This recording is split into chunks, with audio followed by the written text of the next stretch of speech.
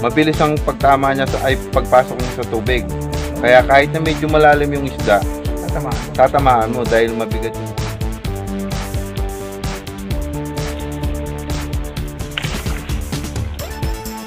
Walang tira mga pare ko. Sa pool. Puro niya pare ko. Sa pool. Tinamaan pare ko. Kaya lang sumabit. Makakahuli po kayo ng isda. Ayan o pare ko. Gapalad na. Nice. yung bala, pare ko. Yung bala niya oh. Kagagawa lang. What's up mga pare ko? So narito kami ngayon sa bahay ni paring Boy Tirador. Para ipakita sa inyo, i-tutorial namin pare ko kung paano siya gumawa ng bala. So nag-upgrade siya ng bala mga pare ko. Sa testing niya, accurate naman mga pare ko. Ipapakita namin sa inyo kung paano yung itsura yung bagong gawang bala ni paring Boy Tirador. Ito yung bago niyang gawang bala. Mas malaki yung mas malaki yung ulo. Mas mahaba yung mataba niyang ulo. Kasi ito yung dating niya. Yung dating bala niya, tuwid na tuwid. Kaya lang ito, pag malayuan, medyo di na gaano tumatama. Di gaya nito. Ito, yung meron siyang ulo. So kung paano ito gawin, stay tuned lang kayo mga pare ko. Ito pala yung tirador niya. Ano to, rubber tube. Ma-order to mga pare ko sa online. Alam niyo naman yung dalawang leading na ngayon, online shopping. Tapos, dito sa niya, naglalagay siya mga pare ko, ito pala, para masabi ko sa inyo. Huwag kayong maglalagay ng lubid dito mga pare ko. Delikado yung lubid, kable yung ilagay nyo mga par. Kasi ito, pag ginamit mo, hindi pumapalipit yung rubber. Kasi pag pumalipit yung rubber, naglock yung bala, delikado mga pare ko. Maaaring magbutas yung mga kamay nyo o kaya tatama sa mukha nyo. Ingat-ingat din po sa paggamit dito mga par. Medyo delikado po to. Hindi po ito laruan mga pare ko. So kailangan na safety. Ito naman yung karete niya mga pare ko. Uy! Ibugos yung dili na pare. Ito yung karete niya mga pare ko. Improvise din to. So kung gusto nyo malaman kung paano gawin ito mga par, check out nyo yung isang upload namin. Yung unang tutorial namin kung paano gumawa ng Sling Dart Fixeye.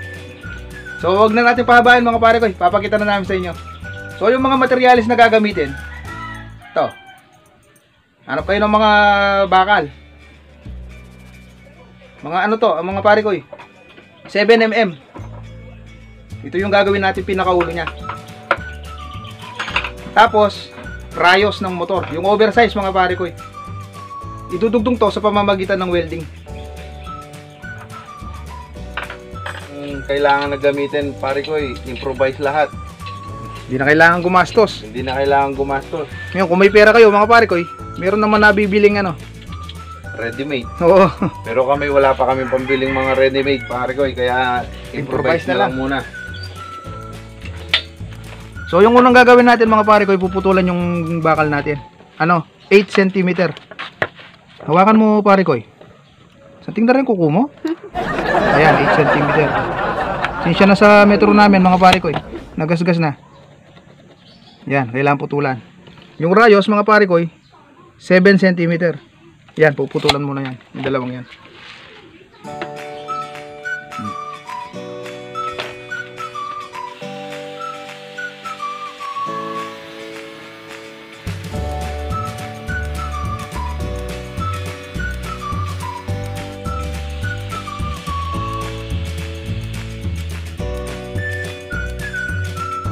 Yan, naputulan na. So ayan na po mga pare ko. Naputol na ni Paring Darwin. Ang gagawin po niyan pagdugtungin gamit ang welding. Ayun yung welding machine niya. Ano yung pogi? Yung welding natin. Ako lang pala. Yan naman itong bicycle ni Paring Darwin. Kamukha niya. Nanginginig yung kamay mo eh.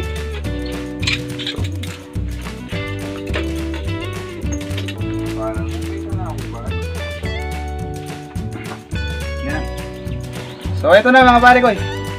Weldingin na natin. Ako lang pala. Pwedeng dalawa tayo dyan.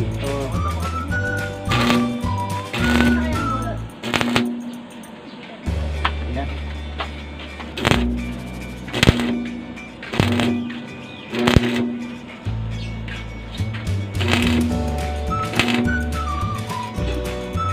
kayo marunong mag-welding, kung merong malapit na welding shop sa inyo, pwede nyo naman pa-spot to mga pare ko.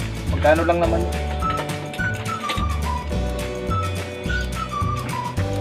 Taga saan po yung nagwe-welding niya? Lupa yung Taratabo, ha? Saan po? Taga saan po yan? Nalinaw lang yata yan eh. At pakainin mo lang yan, tutulungan ka na sa lahat ng gagawin mo. Ah, gano'n? Ang ano niyan pare, kahit saan mapadpad dyan, malibre mo lang ng pagkain. Tatrabaho sa'yo yan.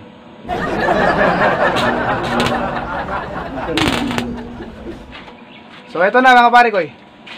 Ang susunod na gagawin yan, iga-grinder na lang to mga pare ko. Tapos lalagyan ng tulis at saka yung sabitan ng ano, yung tirador. So ayan mga pare ko, dapat may grinder kayo. Lalagyan na ng tulis ni Parang Darwin sa pamamagitan ng grinder.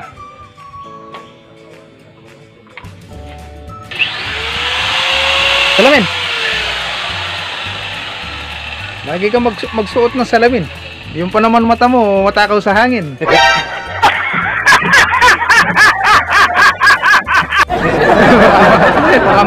ano yan, mapuwing yan.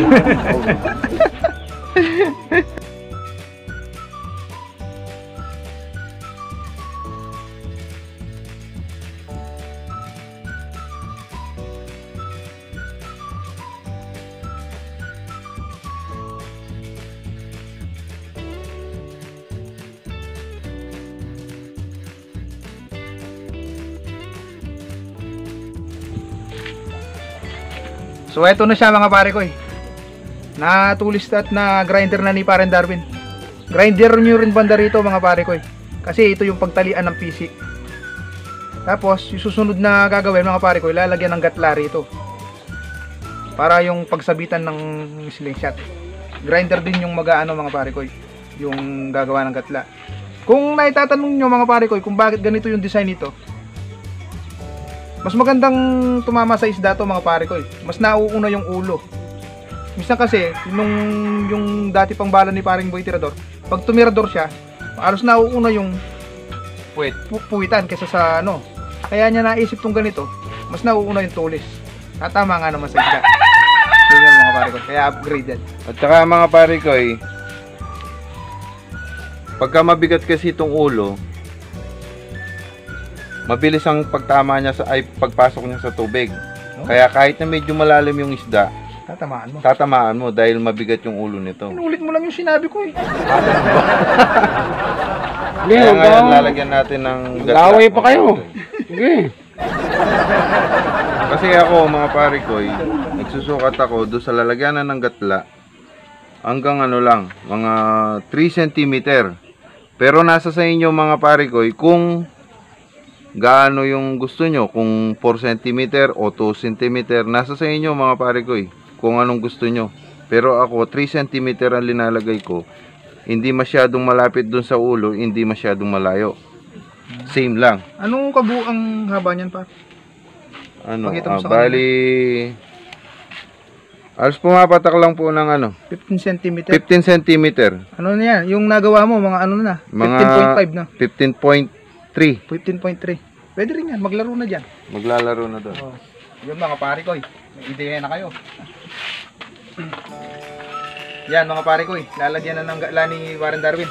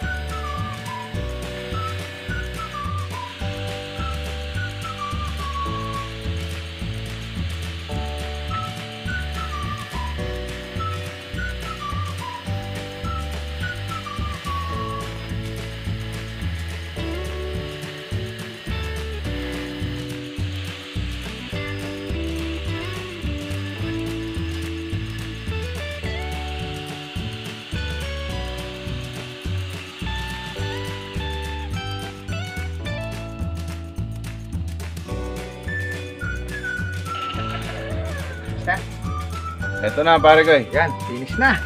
Nasa sa inyo din mga pare ko kung gaano kalalim ang gusto nyo nilagay na sima dyan. Kasi ako medyo maluwang yun sa akin dahil ano Hindi na virgin. hindi na virgin. Hindi, for safety lang pare ko Kasi Kung gaano kataba yung kable nyo mga par. yung kable na to mga pare ko ano lang to, yung kable ng bisikleta. Huwag kayong maglalagay ng kabling motor kasi medyo Mataba yun po. mataba yun. At saka ito, payat lang. Saktong-sakto lang mga pare ko. Yun. Para pag ano niya, sandali lang siyang kumalat. Kaya medyo dapat, for safety lang mga pare ko, kailangan medyo maluwang yung dito, hindi masikip. Kasi pagka pumasok kasi, pumapasok lahat ito Pagka kasi hindi maluwang pare ko, baka sumabit. Sa kamay nyo, dire-diretso yung dire-diretso yung bala. Kaya kailangan maluwang ng konti, Tama na. So, ilalagyan na ng ano niyan mga pare ko. Hindi lang ganito ito. Lalagyan niya ng PC. Doon niya itatali yung tanse. Tsaka pag ginipit doon sa karete, kung puro lang bakal mga pare ko, dudulas yan. Kaya kailangan balutan ng PC yan mga pare ko. Huwag ako ba? Hindi ikaw. Kala ko. Tapos ang ginagamit kong PC, mga pare ko, yung yung pangtahi ng sapatos. Yung ginagamit ko dito. Hindi yung braided na Pwede rin yung braided kaso yung mataba. Para hindi siya naiipit. Ngayon lalagyan na natin yung pagtalian ng PC. So ayan mga pare ko, ilalagyan na ng PC. Kasi kung purong bakal nga lang, kagaya po ng nasabi ko kanina, dudulas lang po yan doon sa karete. Ganyan lang po yung paglagay ng PC. Tsaka nasa sa inyo mga pare ko kung paano yung gusto nyo paglagay ng PC. Kasi ako ganito na ang maglagay. Basta may PC, ayos na yan. Yan, para hindi dumulas pag nilagay sa sa karete. Kahit saan naman pagka hindi ka naglagay ng lalagyan, mahuhulog at mahuhulog yung ilalagay mo. Kaya kailangan may lalagyan.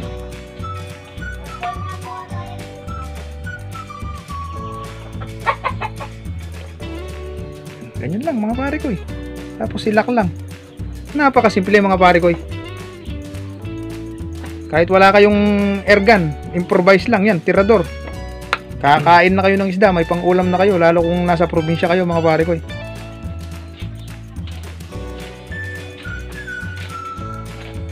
May kamahalan din kasi yung airgun ngayon Kaya lang mga pare ko, gaya po ng paulit-ulit namin sinasabi, safety first po mga pare ko Medyo delikado po yan kung di nyo ginamit sa tama. Mas maganda maglagay kayo ng guard sa kamay nyo para sakali man hindi kayo masugatan. Huwag nyo akong gagayahin. Bihasa na si Boy Tirador Kasi ako kahit nawala ng guard yung kamay ko, alam ko na kung paano i-counter yung pagbalik ng bala sa akin mga pare ko meron siyang gumagamit siya ng nen. Nawawala siya. Ano yung Naruto? Eto na pare ko Yan yung pagtalian ng tanse mga pare ko Kailangan pare ko yung ilayo yun ng konti dito sa dulo para pagka nakuha yung isda, ayan pare ko may lock na siya. Hindi makakawala yung isda. Hindi katulad nung una kong bala. Okay. Pakita ka paano lagay yung karete. Yan yung inete. So mga pare ko dahil tapos na itong bala natin, sandali lang naman ang pagtali dito sa mismong karete. Ganito lang pare ko Di parang pusa. Ganito lang pare ko Ikot nyo lang sa kamay. Parang nagtali ka ng bala rin ng tiksay. Tapos tanggalin mo lang. Isuot mo ito. Alin? Ito. Pwedeng isuot yan? Yung PC. Yung PC. Ganun lang mga pare ko. Ganun lang pare ko Tapos ulitin nyo lang dito. Ikot nyo lang pag ganun. Ganyan lang. Tapos ilaw ulit. Yun. Ayan. Okay na pare ko Lagay mo sa Putulin mo na lang yung... Tapos puputulin yung sobra. Lahat ng sobra masama, kailangan putulin. Oo. Yung sa'yo pare, sobrang haba. Putulin mo na. Ay, wag. Yung may nagpusa na yun. O tapos, lagay na. Mga pare ko, ayan. Pasok sa butas. Yan. Ayun, pwede Yun. na putakin. Oh. Ayan pare ko yun. Para ano, saktong-sakto lang yung sukat ko. Oo. Ayan. Sa dulo pare, yung hawak mo, pakita mo. Ito. Dito. Ah, ito. O yan. Sakto lang. Yan, ganyan lang mga pare ko. Yun yung sinasabi ko para di madulas. Iipitin sa kamay. Tapos ilagay yung tirador. Tsaka iwasan nyo pare ko na ganito oh. O kaya Yung naglagay ka ng gaganito gatla, siya. di ba? Ayan o. Tingnan May yung mga gatla gatla. yun sa harapan. 6 ba yan? Ilan? Bahala kayo kung ilan ang gusto nyo ilagay na gatla. Pare ko, importante hindi... Doon dumidikit yung PC mga pare ko. Ayan oh. Ayan oh, pare ko. Oo, yun o. Importante walang ano, hindi siya nakaluwang yung ano, yung PC. Pangit nga naman kasi pag maluwang na. Oh, syempre.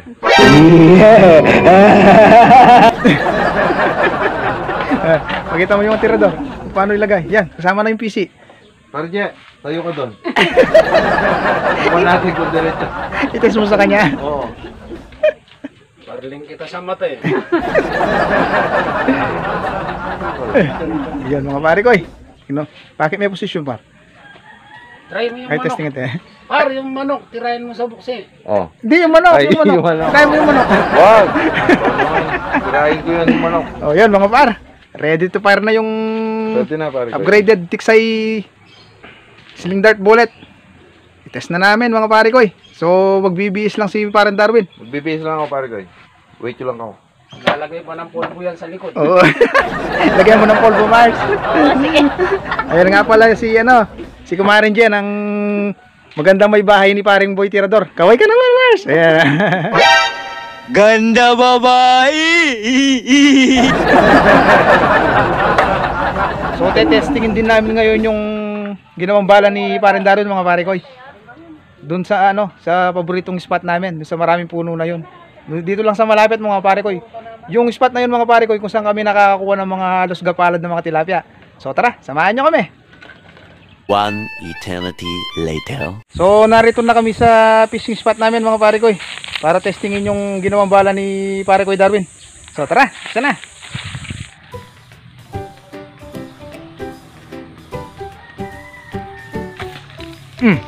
Sa pool. Puro niya pare ko Oh, tinamaan pare ko Kaya lang sumabit. Hindi sabi yan. Dami sikit Ay nako. Sumabit pare ko Sabi sa'yo Pero kung kanina malaki yung... Ay nako. Hindi mabubunot yan par. Sayang. First piece na natin yan.